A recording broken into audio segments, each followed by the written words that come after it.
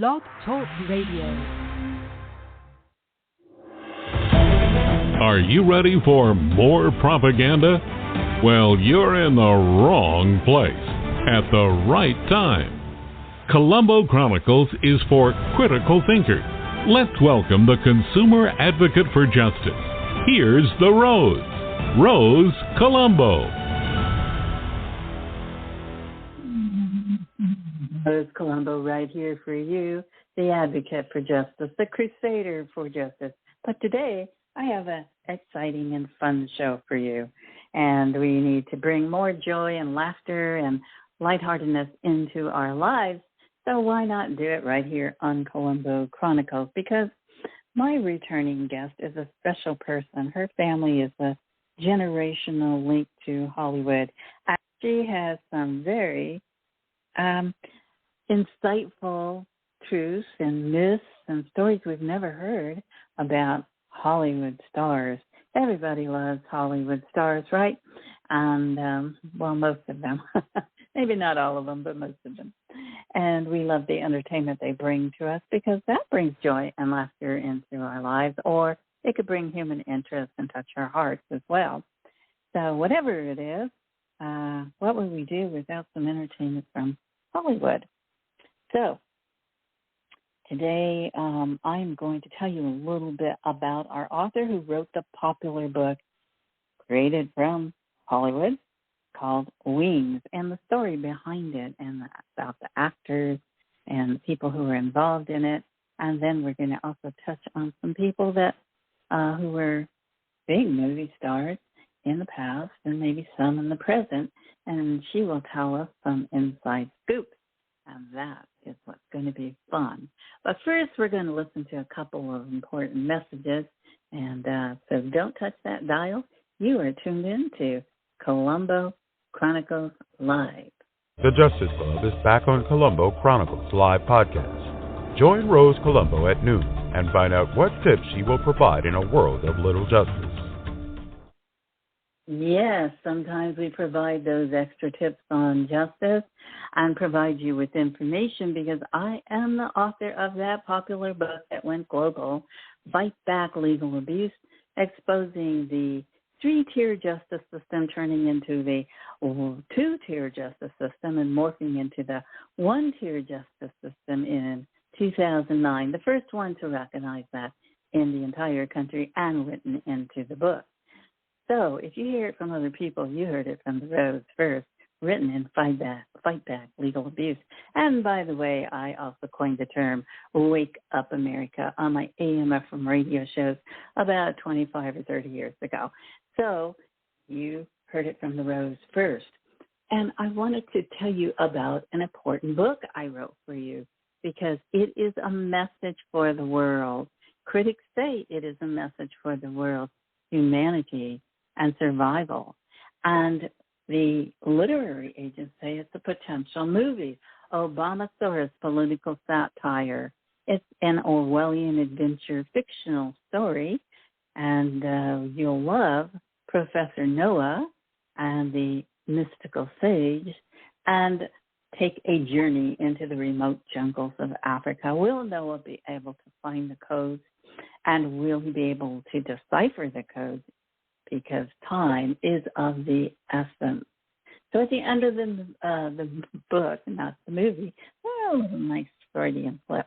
At the end of the book, you will find out that you too will be very concerned about our survival of future generations, not only future generations, but of ourselves, because of what is happening in the world today. And then I wrote, Is America Under Martial Law? Look that up. And Dressing Up and Dressing Down, a blast from the past to the present. And on that note, I want you to listen to this, and then we're going to enter into the world of authors. Obamasaurus, the new book by Rose Colombo, is an updated version of a political satire that reflects the political roadmap of today's world, written with an Orwellian twist. Will humanity survive or suffer depopulation or extinction? Obamasaurus by Rose Colombo, available at Amazon.com. Colombo Chronicles Live. Colombo is on their trail. Listen up at Colombo Chronicles Live. Well, if we're live, we're above the ground, thank God. So we are blessed and should be grateful that if you have problems, I have problems, everyone has problems, but we're alive, so we can solve those problems together. Yes, either individually or together, or as a nation, in fact. And today, we're not going to be solving problems, we're going to be having fun.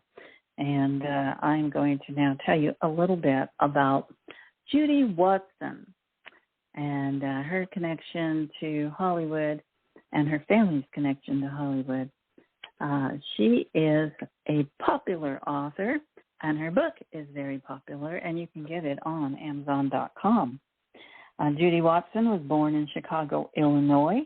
She has lived in California since 1947. She is a graduate of Arizona State University. She majored in literature. She has 2 grown children and 3 grandchildren, and currently lives with her 2 dogs and 3 cars in Westlake Village, California. This is her first published book, and I'm sure she's going to be working on more because it is very popular. So let's enter into the world of authors and experts and say hello to Judy Watson. Hello, Judy. How are you here on the West Coast today? Well, I am fine, Rose. How are you doing? I'm doing great. I'm just glad to be 6 feet above the ground and able to talk to you and the audience once again. And, I know. So, yeah, sometimes we just got to switch topics and think positive and learn some fun things that are interesting to the public, because everybody's interested in Hollywood and in movie stars and whoever their role models are, or some of the more maybe not so nice things that happen in Hollywood as well to those movie stars or directors or producers. But whatever it is, Judy, I know that your family has been involved in Hollywood for quite a long time. So why don't you start off with telling us, Judy, what is Wings and Other Recollections of Early Hollywood, and why did you write this book?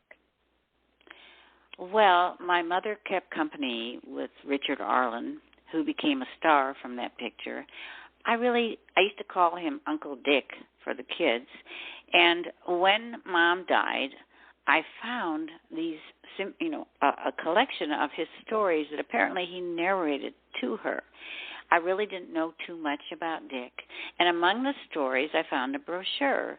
And in this brochure done by the World War I Pilots Association, it was a complete telling of the story of the making of Wings. I really knew very little about Wings at that time. This was around 2008 when she died. I put everything aside. There was so much I didn't know what to do with it. And then around 2012, they redid Wings. And for the first time, I think I saw it open the Academy Awards, and I thought, oh, my God, this picture is still relevant. And it was finally put into the Library of Congress, and it became well-known, and it was the first motion picture to win an Academy Award. I absolutely knew nothing, Rose. And so I thought, this is relevant, and I need to put this down. And I began to write Dick's biography, and then I went into the making of the picture, and Paramount gave me pictures, and I wrote all about how it was done. And through this making of this book, I got in touch with William Wellman's son, who had also written a book about his father, which I have, and I learned more history about what went into the making. You have to understand, this is the first picture done outside of a studio. This is a massive undertaking, and it's done in Texas, and it's going to be outside, and further, it's going to be in the air. Nothing like this had ever been attempted or done before. And William Wellman himself had been a pilot in World War I, and that was one of the reasons he was chosen. And I was looking it up, and I found an interesting article to the effect that all of them, everybody was in their 20s, so everybody was young and fresh with good ideas, and that's how the picture is created. And think about it. It was just an amazing feat for what it was. And an interesting thing I found here when I found some information was, though, even though it's been reproduced now and redone with music, and you can see it, by the way, it's free. I'm sure it's on YouTube. And it doesn't show you the huge, immense size. It would open up, apparently, in the theaters to an immense size. So you felt you were there in the sky. And how did they do those effective scenes of the planes? And what Wellman did, this is amazing to me, these were one-seater airplanes. So he had the pilot who was actually performing and running the airplanes. Richard did his own flying, and so did Buddy. And there was an extra seat added in front of them with a cameraman who would focus the camera on their faces. So everything you see is real. There's nothing that's created. And so all of this was wonderful, except it went on too long because if the day was a sunny day, if it called for a sunny day and it was cloudy like our weather here, then Wellman couldn't shoot the picture. There was no such thing as creating a scene, especially outside. And in time, the studio got angry with Wellman because the picture went over time drastically. And in the Sun's book, which is fascinating to me, they go down to Texas. Basically, they were going to go down and fire Wellman. And Wellman gets terrified. He hides himself in his room, locks the door, and he writes about it. And finally, they slip a note under the door and they say, "Oh, go ahead and finish the film," And they go back to Paramount. He finishes the film. The film is finished in 1927, but it's not out in the theaters until 1929, and nobody knows if it will have any success. But it goes worldwide. It runs for 2 years all over the world, and it makes Wellman famous. It makes Richard famous. It makes Buddy famous. It makes Clara Bow even more famous. And this was, I think, something totally unexpected, and that's the essence of the picture, that it was one of a kind, never to be done again, ever. But it was the evolution of the making of film. That's why it's fascinating. And if you can, watch it. It's long, yes, indeed. And the story is very small, but it doesn't matter, because you're seeing something that you will never again see. The first time is always, in my opinion, don't you think, Rose, the most unique moment of time? Oh, always. The first time you see something is always exciting. I mean, I remember as a little kid, the neighbor taking us to see Wizard of Oz in color at the theater. Oh. And I was just, I never forgot that moment. All the colors, all the little people, and all the yellow brick roads and the witches and the... I watch it every single year. So do I. For the holidays. I know. I love it. It's a wonderful experience. It really is. And Richard becomes, that's sad and it's wonderful. The studios at that time, were huge. Paramount had come into being through Jesse Lasky, and they were huge and controlled probably and possibly too much. But anyways, Dick loved it because it was so much safety for him. He was a very young man. He'd had not too much success at that time. He tried, been in some small things, nothing much. Buddy had no experience really and had not even flown a plane. He had to learn to fly, and but he did so, even though apparently he got physically ill a lot of the times. But the point was, this was their opportunity. They knew it, and they grabbed it, And as for Wellman, he had been in the First World War as a pilot, and that's why they hired him. And nobody knew how good he would be if he really would be able to complete the film. So it's kind of interesting, because when you're looking at first-time opportunities for a number of people, you're thinking, will they make it? The only star involved was Clara Bow. And, in fact, she was the only reason they got funding, because of her name. And that's why the whole picture was supposed to be really shot around Clara Bow. It was supposed to be her picture. But, indeed, it doesn't end up being her picture. It ends up being a picture of aviation, of airplanes. And this was exciting because the Air Force allowed them to come out to San Antonio because they wanted the publicity. We didn't have an Air Force, and they wanted to get men to join. And the picture drew a lot of attention that way, and the Air Force begins to grow. So the picture was a very positive picture. But the sad part is that along the way it got lost many times because there was no way that they kept old films. And the reason I have this wonderful brochure, which someday I'm going to give to somebody, I don't know, for something institution, is the fact that in 76, was it 76? Early 70s. Anyways, Dick was still alive. They had a retrospective of the movie, the First World War I Pilots Association. When they went to Paramount to get the picture and to get stills, they found nothing. And they had to reproduce the stills, take the picture, try to reproduce the picture. They then wrote the brochure, wrote the history of the film, how it was made, production, actors, everything. And that was what I took all my information from. And they go back and they show the film. But after that, I understand it got lost again. And one of the things, when I went to look for it, I think I said to you, so it's made in 27, comes out in 29. How come it's 2018 before it gets into the Library of Congress? And that is because the Library of Congress itself really had no way of finding and keeping and preserving films. And in fact, they lost probably 50 to 75% of older movies.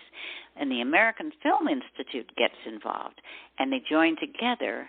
And in 2017, they take up this picture, which was redone. I think what they probably would be showing would be the redone with music version of Wings, and it becomes a fixture in the Library of Congress. So it's very exciting to think about what happens in history.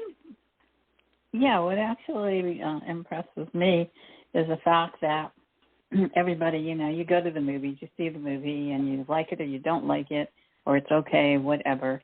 And but nobody knows the history of how that film got produced and all the pain or suffering or all the joy or laughter, whatever went into that film, like the human emotions and all the money and the stress of making sure you have enough money to produce the movie and enough positive and intelligent people to make it happen to the best they can, so that they can profit from the movie. And well, think about this. Here's William. Here's Wellman hiding himself in his room, which is crazy. But what if he'd opened that door, and what if they said to him, listen, this is going on too long. We're way over budget. We can't wait for the weather. So we're going to, and they do that with pictures all the time. We're going to stop. And yes, there's no guarantee, is there? There's no guarantee. No. I mean, you can dump a lot of money into like Obamasaurus has been, I've been contacted by a lot of literary agents about Obamasaurus for film possibilities. But, everything is a risk no matter what. You either want to take the risk or you don't.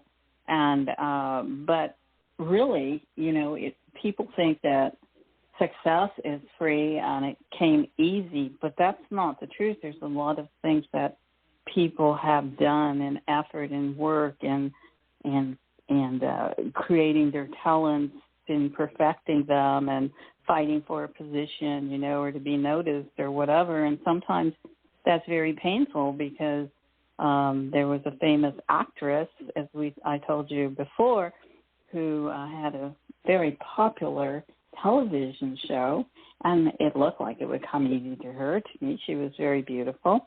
She was genie in a bottle, and she told a story about how difficult it was to get the part and how heartbroken she was because the first guy that she performed for told her she was too ugly and she should just go back home and forget about acting. Now, see, if you take those negative words from other people and you don't believe in yourself and you don't pick yourself up and keep going and brush them away, brush them off and as toxic, you cannot succeed. So maybe him locking his door was a good thing, right? Getting drunk and he goes on. Well, he's locking the door. Well, I know how many times I've read of films that have knocked around Hollywood for 15 years before they get made. And you're wondering why. You don't know if it's the money, the producer, somebody didn't like somebody, didn't do something. And so Hollywood to me has always been a fascinating place. I grew up in the Valley. I grew up with kid actors. I was telling you some of the stories. And but why and what happens in Hollywood is as mysterious to me today as it was then. And I'll tell the story. I grew up with Dick Beamer, and he was a kid actor, but a lot of boys and girls I went to North Hollywood with it was just part of the business. I mean, I used to walk by Universal Studio on my way to school, and Dick makes West Side Story with Natalie Wood. And whatever happened, I don't know, but he leaves Hollywood, and he never came back. And we contacted him when we were doing our high school reunion, and he refused to come back even for the reunion. And I can't tell you, was it something, because that movie version of West Side Story is far better, in my opinion, than this second version, which Spielberg attempted to do. One of the great things, and this is just me, I studied dancing for many years. The greatest thing in West Side Story is the choreography. And when you go and replace a famous choreographer, because you're trying to be different, be very careful, because you can ruin something. And in my personal opinion, that's what happened with the second version. And so here it is. I was really surprised that, there were so many movies that had been made years and years ago, like Wings, and then somebody came along and made a second version, and then somehow, through Ted Turner's classics, which I bought a lot of his DVDs, because I was always afraid, that the government was going to take away our films, too, that were all American history about, because they're historical. Because you look at an old movie and you can see the cars, you can see the way they were living, you can see them going to church, praying on public on film. You can see crosses on their walls or whatever other religion they have. You could see there weren't these things that were taboo. They did it, and they, and people loved it, but not anymore. Everything seems to be so censored. But the point is that, I found the new version of a movie. I'd watched a new version of a movie, and I thought, oh, my God, that's the same story that was made a very long time ago. And I always loved the first version first. Isn't that funny? No. My son, okay, for those of you listening, my family has been working in the entertainment business now for probably over, 75 years at this point. I know Dick worked in camera from early days of television, over about 50 years. And then his son began to work about over 20 years ago, and now he's a showrunner, and he's very successful. And he said he showed his girls Singing in the Rain with Gene Kelly the other day on Turner Classics. And he said, Mom, you know what? That is the most perfect movie I have ever seen. There is not one thing in that movie that you could change. And I thought, what a superb comment, because he's a writer. He's also a director. Right. He's a show developer, and he runs everything. And he wanted his daughters to see something so beautifully made. And he's right. I don't know about other people, but I watch Singing in the Rain every time it comes on, and I have recorded it. I also feel that way about several other movies that I've seen. And, American in Paris. Is there anything better than American in Paris? They've tried to put that on the stage, and they've failed. And finally, you have to recognize the fact that, hey, maybe Gene Kelly was the genius we thought he was.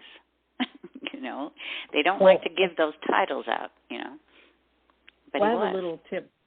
I have a little untold story. Was when I was very active with my grassroots movement, Women Fight Back, fighting for women and children's rights in the court system.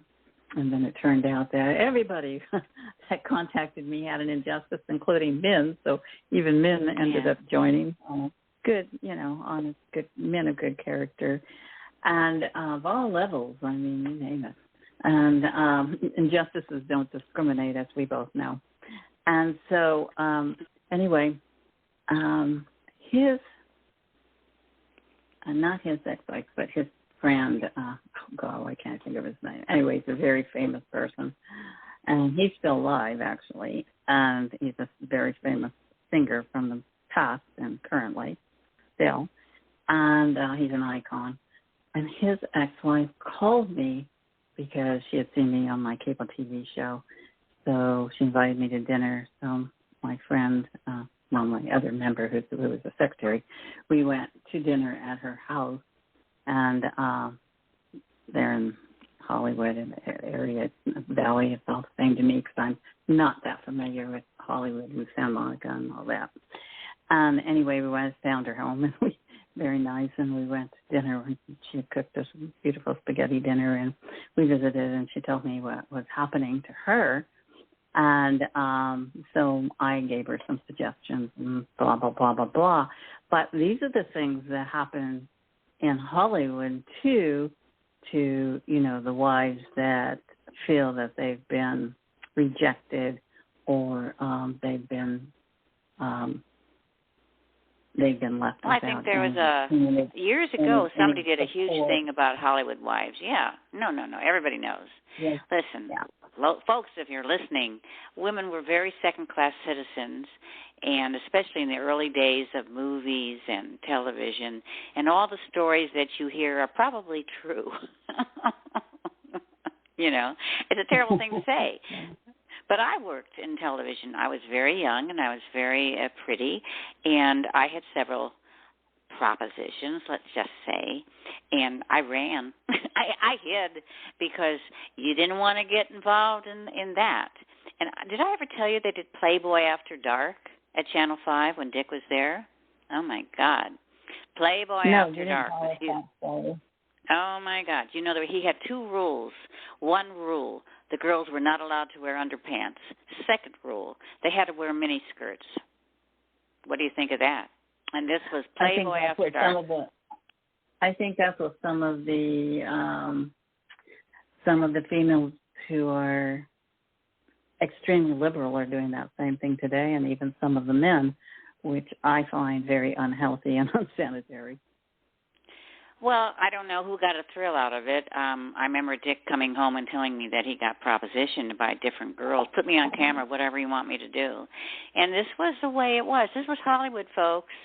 And there's always people coming along who think they're different, they're unique. But this was also, and here's a story I never told you. I always remember this one. The director, it was the day of the director, when the director was like God on a set, whether it was television or whether it was the movies.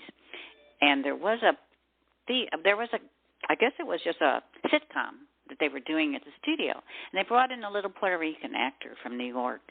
And I don't remember who the director was, but he was pretty well known. Anyways, he stops the guy and he says to him, I don't want you to do it that way. This is the way I want you to do it. And the fellow says to him, well, I'm from New York, I'm from the stage, I would like to put my own spin on it. And the director says, no, you do it as I tell you to do it. And they start the filming again, and the fellow doesn't do what the director tells him to do. And the director stops it. He said, I told you, you're to do this as I told you. If you don't, I'm going to see to it that you never work again. And the actor, for whatever reasons, refused. He was thrown off the set. He went back to New York. Never heard of him again. And that was the power in Hollywood of a director in those early days of television. What's interesting about that, I think it was Steve McQueen and Paul Newman, and there's some other actors who did something outside of what the directors told them to do or the script. And the director left it in the movie, and that was the most key part to the movie that people remembered. Like, let's say, the Bridget Jones Diary. I thought that movie was really cute. I enjoy it, and I'll watch it from time to time because I like do too. To I love it. I myself while I listen. But Yeah. the one thing I remember is she said, and it always stuck out in my head, is she said that we love you, we like you just the way you are, or we love you just the way you are. And I mean, that just always stuck out in my head because that really hit in the movie, that really struck a chord with her in her heart and her mind, because she was like the underdog compared to all the tall, skinny model types, and she was so cute, and just so herself in the movie, as the actress, and I always remembered that. And there's things that are so simple like that, we like you just the way you are. That are so simple. I don't think Hollywood is that kind of people. Yeah, I've never thought Hollywood was that kind to people. Mitch had a friend. There's a story I never told you. And Burt Reynolds was quite a heavy drinker. I think you know that he died a very, very sick and ill man. And most of it was from the fact of his drinking. And I remember Dick worked with his wife on WKRP, and she told him she had to divorce him, not because she didn't love him, but because she couldn't afford the medical bills. And it was better for Bert if she and he were divorced. And they did stay friends, as far as I know, forever. I mean, she was a nice woman. And the things that happened, anyways, the other part of the story was he had a friend who wanted to produce a movie, and he couldn't get Reynolds to do it. And it is a movie, and in this movie, it is the very last movie that Reynolds made, and he plays an old producer, film actor, who was talked into going to a small town with this girl because they're going to give an award, and he's kind of, made fun of, and they want him to be up on the stage. And Mitch told me that his friend had a really hard time because Reynolds knew how ill he was. He knew how unappreciated he was, and he knew that no one cared about him anymore. But I'm so glad he made the film because he's wonderful in it, and it's a lasting memory of him. But this is one of the things, because I remember Burt Reynolds early on. Dick used to do a show called The Liars Club. It was an Alvin Ludden show. It was on 11 o'clock at night, Channel 5. It was all live, and that's the show Letterman came out of. And Burt Reynolds was on there. And it was just a bunch of guys sitting around making jokes and being hilariously funny. And it was all live television.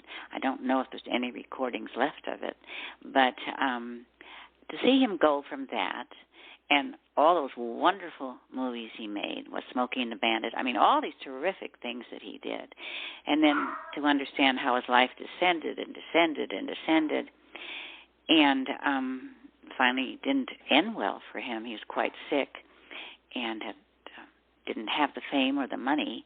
And Hollywood's not kind. I mean, that's the thing. You really do have to be careful. Watch your P's and Q's. Never assume that just because you've gotten up there that you're going to stay up there. And always remember there's somebody above you who can put their thumb on you. And that's how I think of Hollywood. Really, it truly is.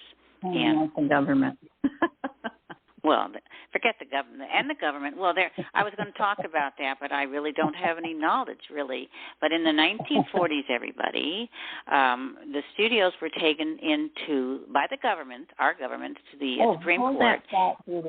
Hold that thought, Judy. Okay. I'm going to come back, and we're going to talk about that government issue in just a moment. Let's take a little break, and we will be back in just a moment. So grab a glass of water or a smoothie, and we'll be right back. Okay. Howdy, folks. Just stopped in by my favorite restaurant, the Horseshoe Cafe. I highly recommend the home-cooked hot meals and piping hot coffee. In fact, it reminds me of my mom's home cooking when I was growing up. The customer service is excellent. Be sure to save room for the world's best desserts. Make sure you try a slice of fresh homemade pie. The Horseshoe Cafe is located at 154 East 4th Street in the heart of Benson, Arizona. The Horseshoe Cafe is right outside of Tombstone, Sierra Vista, and Tucson. Sometimes Patty and Mike stop by to welcome you. The staff at the Horseshoe Cafe looks forward to seeing you. Stop by to eat or relax. cool down in the desert with a cold beer or your favorite cocktail. That's the Horseshoe Cafe. Oh, and don't tell anyone I told you, but some people think it's haunted. One thing is for sure. Be sure to bring your appetite. The Justice Club is back on Colombo Chronicles Live podcast. Join Rose Colombo at noon and find out what tips she will provide in a world of little justice. Colombo Chronicles Live. Colombo is on their trail. Listen up at Colombo Chronicles Live. That's right. Listen up, because we're talking to the fabulous Judy Watson, and she wrote the book Wings and Other Recollections of Early Hollywood. And we are talking about things that are untold about Hollywood. But Judy has been linked to Hollywood for many years, including her family, and still is today. And so she is a delight to have on our show. And we will just have to return to authors and experts. And Judy, are you there? You were talking about the government.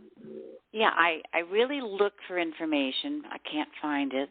But we do know that in the 40s, when FDR was the president, and he was finding out that FDR was anti-Semitic was such a tremendous, terrible loss for me and for most people, but he was. And at that period, most of the big studios in Hollywood were indeed run by Jews. Not anymore. And they not only controlled the studios, they controlled the theaters. Therefore, they controlled all of it.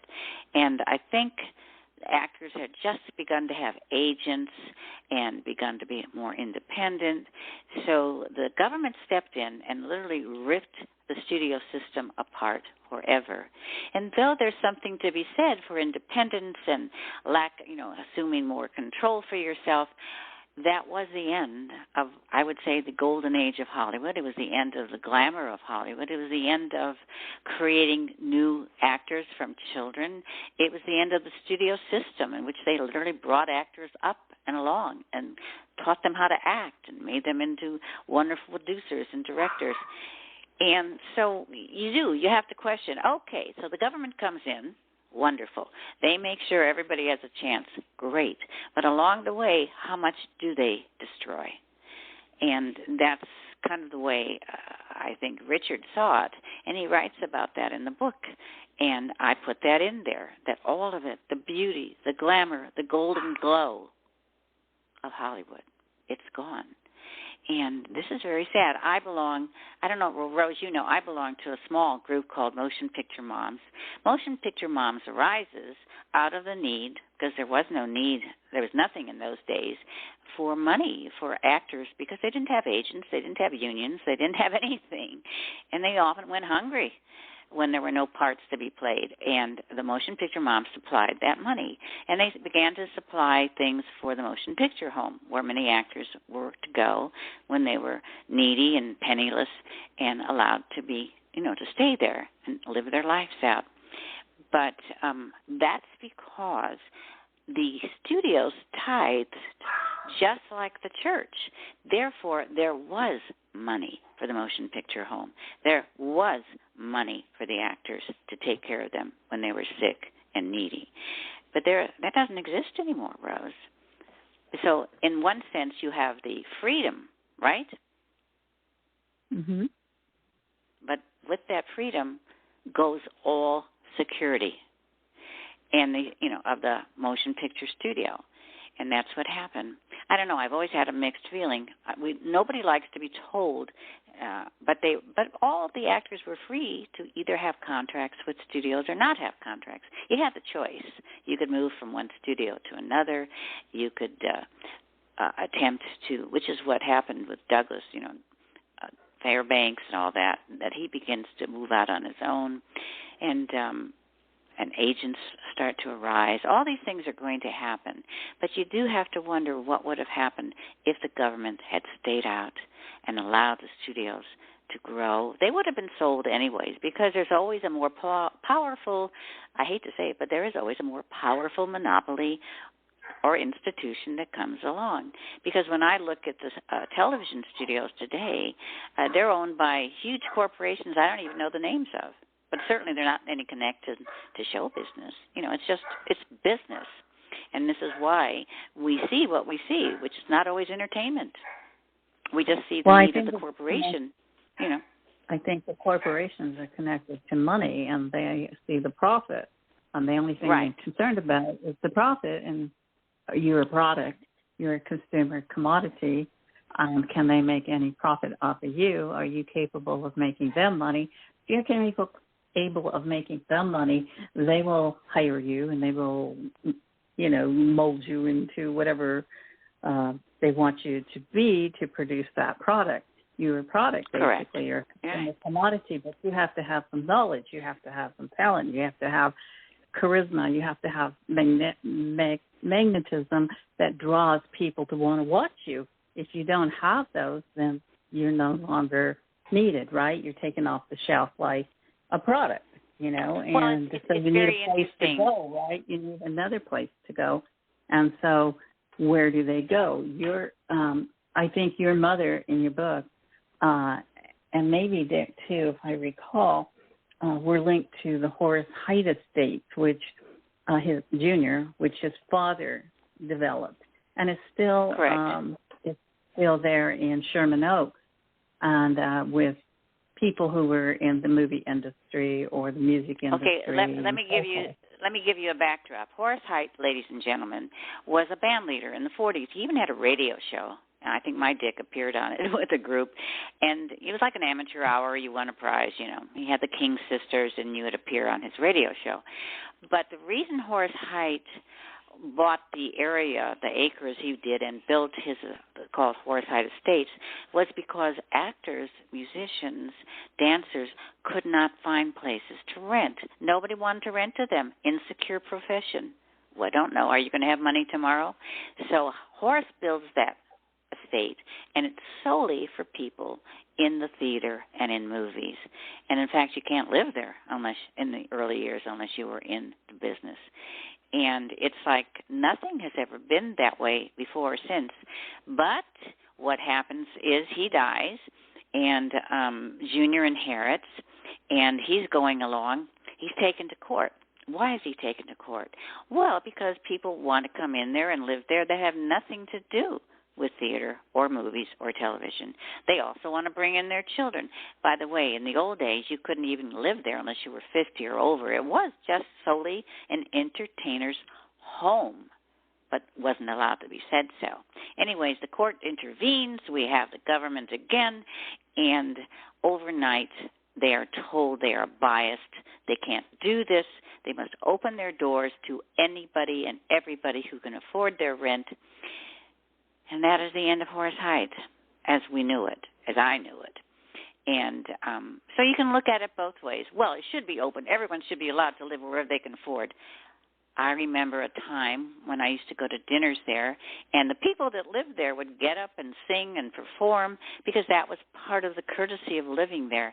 And I would see shows and people that I will never see again. But all those doors closed because we do everything to be liberal, correct? And fair, correct? And that's what happens. So now you go to Horace Heidt. The thing about liberalism is that it is a biased and discriminatory political agenda. So it is not fair and 100% correct because not everybody wants to be liberal, and that then discriminates and denies freedom of choice and free will. And that is what the Constitution is. It begins because what the liberal uses, though, is a contradiction to that. Oh, they say, well, what are you talking about? We don't have free will here. So you have to let us in. You can't live privately. You can't have your own property. You can't do what you choose to do because we are offended. And but it's not, like you say, it's not liberal at all. And so when I go to Horace's now, which I still do, there are no more dinners. There are no more entertainments. The luau's, which used to be several times a year, possibly there's one. There are fences around all the pools because of the children. I don't know if the tennis court's still there. It might still be there. But so much is gone. And what's really gone is the flavor, the aura, the knowledge that you were moving and going into a place that had some magic to it. And all of that is gone. Actually, I've been going there for, I've been going to Horace Heights luau since 1995. And I try to go almost every single year, and I've missed a few, but I always try to go because it is like a night under the stars, with the stars. Many are retired, but they're still stars. And, you know, they do get up and they sing, and they have a beautiful dance floor with live band, big band members, and you can dance till you go home, and under the stars, and you can mingle, and they have the whole buffet, the Hawaiian buffet. And the best part I love is the Tahitian dancers, which is a beautiful, beautiful film. But I don't know, I think it was this, I won't say, you know, that 2-year period of time we had where we were locked down, and I won't tell you why, because everybody knows why. And that, I think, put a damper on everybody's. And it wasn't it wasn't just that. I mean, I've never understood. Okay, there was I think. Well, I can't say we had a Republican as the president. Okay, every year when Horace would do the show, as a courtesy, he would have on the stage somebody come and they would get an award for having donated and been the best citizen in the San Fernando Valley that year. Lovely award done every year. And the award was generally given by whoever was the representative for the government in that Sherman Oaks area. Well, that particular year it was a Democrat and we had a Republican, and they absolutely refused to come. I'd never seen anything happen like that before, and I couldn't believe it. And I actually called their offices to ask them why, and the young man there just called me filthy, dirty names, and then he hung up on me. So I thought, you know. That's just childish and immature. It's not professional. And I think you just showed the difference between how the members of Congress, whether you like them or not in the past, and all public servants, mostly had class. They dressed properly for the camera. They dressed properly for showing up on the House floor, and they dressed properly for a press conference. And I saw Zelensky coming to our country asking for billions of dollars, dressed very casually, not in a suit, even though he bought his parents, I read, and allegedly, an $8 million mansion. So I think that was very disrespectful to the American people, whereas Prime Minister Netanyahu came here dressed properly in a suit to give the message that we needed to have secure borders, basically, and to stay allies. And a lot of Congress never even showed up to be courteous, if nothing else, to be courteous to a foreign leader of a foreign nation who's been an ally to America forever and is linked to the Bible because of the Old Testament that's linked to the New Testament. And so, therefore, we are bonded by God and the Bible, no matter what anybody thinks who is a human being. And so I thought that was very disrespectful. That members of Congress did not show up, or the president didn't show up at that visit either. And so I believe that we need to restore dignity and etiquette and manners and dress codes. I mean, there's no dress codes in the schools anymore. They're going to school in their pajamas and their sweats and slippers. And also, but in politics, and because the role models start there, and then Hollywood, because Hollywood needs to dress with their clothes on, the females, because the children are looking at them as role models and who they want to be and who they want to dress like. So it's very important for the people who are in the spotlight to behave in a respectful way, because there are great-grandparents, grandparents, parents, and children, families watching them. And so I believe personally that how we dress is sending a message to other people, and so to the world. If you're on the front of the camera, and you're representing our country, and so I think that's very, very important. I think we've lost a lot just by their casual, nonchalant, thinking they can just curse and say whatever they want and not call that offensive. But if you did that on YouTube or Facebook or Twitter, you are labeled a hater. So, and you're suspended or even banned or shadow banned or whatever. So, I mean, this is a double standard. So they need to be the role model. And, I mean, there's a lot of cursing going on even against the president or other members. Whether you like them or not, it doesn't matter. They are the role models who should be able to be educated enough to speak in a respectful manner and debate in a respectful manner without cursing. What do you think about that, Judy? Well, I have to say that I really don't care for the president's naming of Republicans. I don't even know what that is. And I guess somebody decided to write that down on his script, because you can see he reads from a script. And, it's very sad. He has to look at his notes to make sure he knows what he's going to say next. And I don't even know what that means, because I don't think that way. And I don't know anybody who does. And I just wish that would go away, the name calling. And I don't know if it will, because I think there's a level. Okay, here, let's look at it this way. You're talking about raising the level of intelligence and speech and intellectuality to a level. Okay. And what has been done gradually in our society has to bring it down, down, down, down, where even the president has or feels he has the right to name call a group of people who vote in a different way. And that's tragic. It's not sad. It is tragic. And I think it needs to end. I myself don't do that at all. You know, it's funny you're talking about language, and that's another thing we don't have is language in this world anymore. I watched Wuthering Heights the other night. That's Laurence Olivier, Merle Oberon. My most favorite love story ever.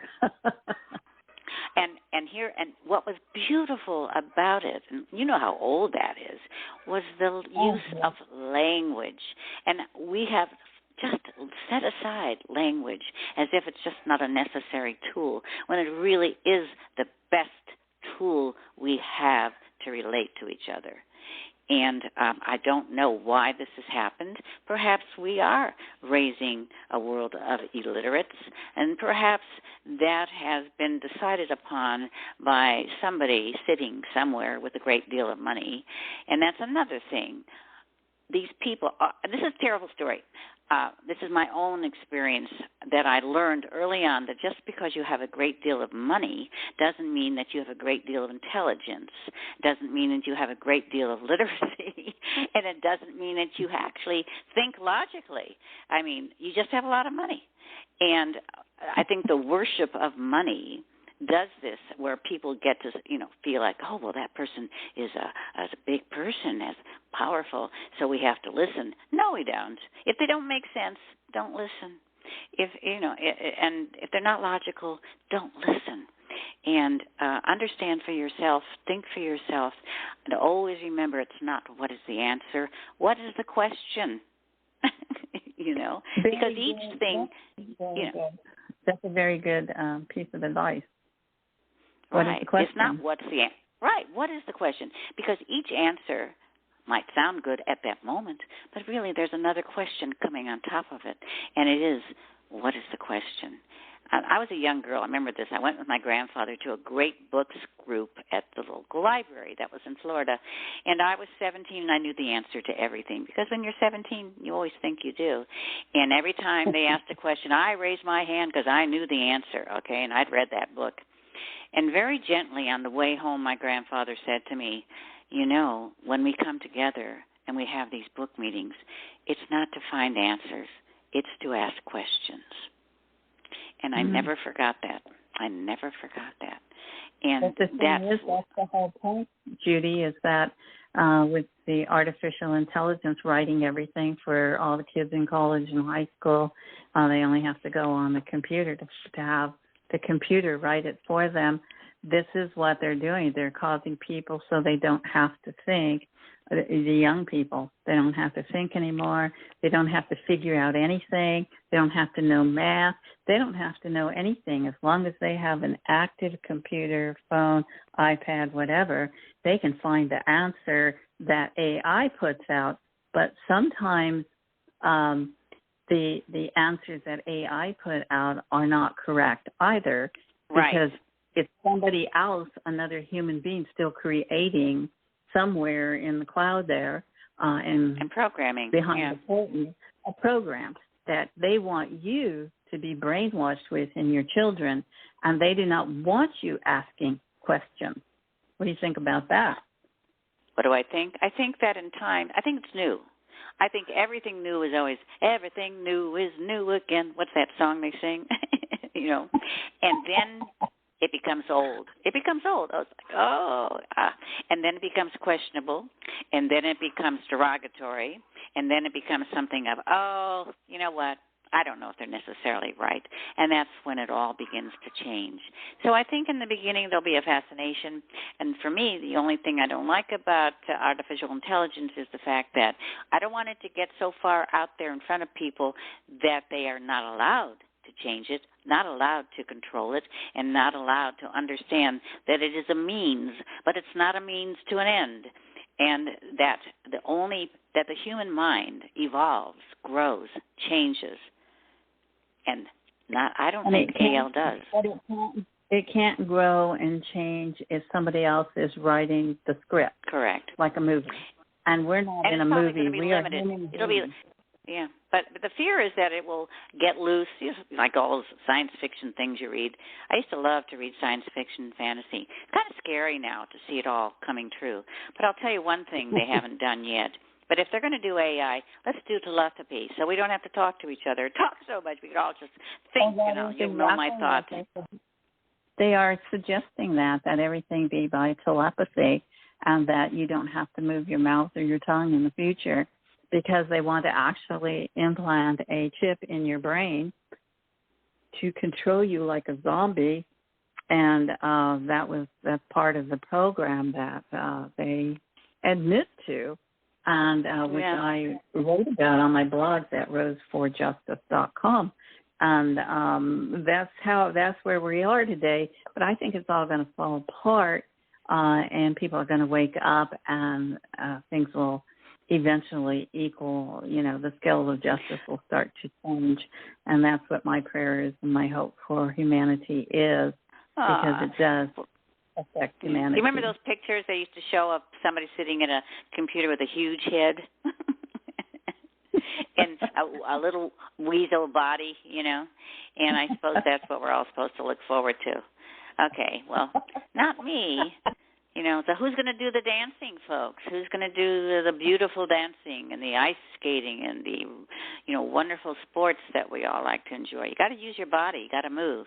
Got to grow muscle. You got to listen to the music. You've got to understand the quality of what makes wonderful music, and watch theater, what makes wonderful theater that takes you, inspires you, and makes you aware that there's another world out there that you may not be a part of, but that you get to see and enjoy and be involved in that period of time. And that's why I always love theater, and I love music, and I love the arts. And as long as they remain, I don't think we're going to see the outcome that they want. I just can't be.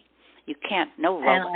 Coppelia, the ballet Coppelia, is they have a doll, they wind it up, and she can dance for so long, and then she falls apart. That's, to me, what this will be. It's a mechanical thing. That is brilliant, Judy. Brilliant analogy. And I want to thank you so much for being on Colombo Chronicles today. Sorry we ran out of time. I could talk to you forever. And I want everyone to get a copy of Wings and Other Recollections of Early Hollywood at Amazon.com. Judy, God bless you, and keep up the good work. And we'll have you back to tell us more about these movie stars and their untold stories because they're really cool. Thank you so much, Judy. Take care, honey. Talk to you later. Bye. All right. Bye. And Judy Watson has left the building. And again, her book is Wings. And if you like stories about war, Air Force, old classics, you'll definitely want to get a copy of Wings and find out about the background of how that movie was actually made and what happened during the filming. And on that note, I have to say it's time to say goodbye until next Wednesday from 12 to 1 p.m. here on the West Coast. You can listen in call on the phone at 646-564-9742. You could find me on YouTube at Colombo Chronicles and subscribe and listen to the podcast there.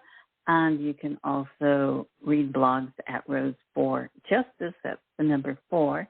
And go to my website if you're looking for who is Rose Colombo and what books did she write. Well, you can look it up at www.rose, R-O-S-E, Colombo, COLOMBO.com. And on that note, I say God bless you. God bless everyone around the world. And may he keep his hand on you. And may your wishes come true.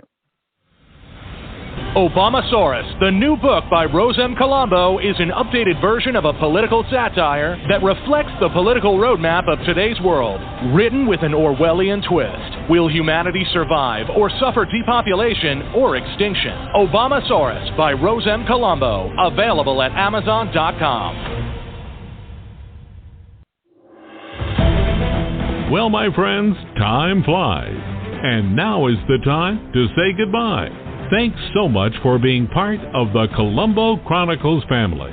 You are appreciated. Please do it now. Bookmark.